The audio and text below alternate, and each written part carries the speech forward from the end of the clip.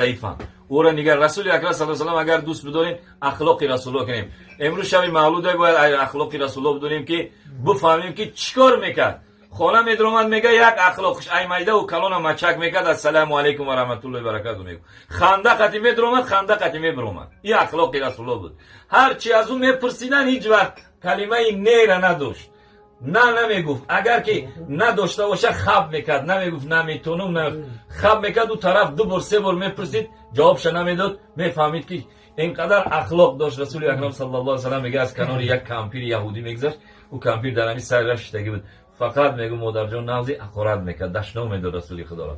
گویا یه روزی تو اومده تفریقه دختر سه دینی مورای طریقه دی خلگری اخوراتوی بیزی بود دشناموی بیزی میکرد رسول خدا میگه خدا هدایت کنه میگذشت.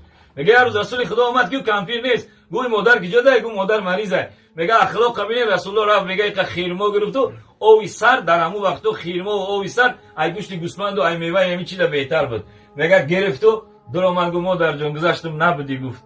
گفتم دادم که گفتم یا خبرت بگیرم مریض شده خدا شد. میگه کمپیر اینقدر گریه کرد گو خاک در سرم گفت متر اینقدر گو اقرار میکردم اینقدر چه میگفتم واقعا دینی حق دینی اسلام بوده. همونجا گفت اشهد ان لا اله الا الله اشهد ان محمد رسول الله. اخلاق رسول الله همین بود که تعلیم داد که ما مسلمان‌ها باید مسلمانی حقیقی باشیم.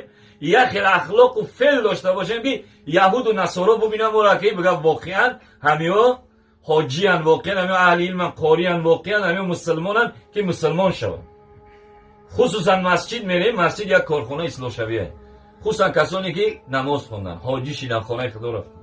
کسانی که در 5 وقت در مسجد فقط میگن من نماز میخونم.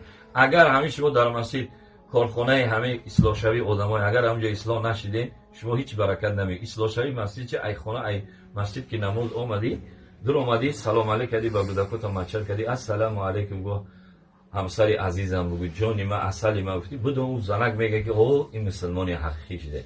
یکی نماز بخونی و حج کنی و بیای اخلاق نداشته باشی رفتار نداشته باشی و هیچ چیز اصلاح شدگی نیستی. مسجد باید انسان چیکار کنه اصلاح شود. مسجد که رفتی باید دل انسان چی شود نرم شود کامل شود. باز رسول اکرم صلی الله علیه و سلم اخلاقش همین بود که میگه یک روز میخواد هدیه آوردن هدیه را تقسیم کرده سود نماز عصر خوند چهره مبارک سلام داد چهره مبارک اگر اون طرف مردمو یکی ای طرف خونه‌اش همینجا میگه مسجد در خونه‌اش بود آواز آدما را شنوید. میگه دوید رفت و آمد. حضرت عمر ابن خطاب رضی الله تعالی گفت یا رسول الله تینجا یکی دوید دو نکرده رفتی. گفت که یک از هدیه آورده بود گفت امانت همورا گفت فقیر و فقرا را تقسیم کرد. من همورا تقسیم کردم یک دو تاش مونده بود یکی آواز همورا شنویدم گفتم تیز برم بتمش که یکی نم برم اما امانت خیانت شود.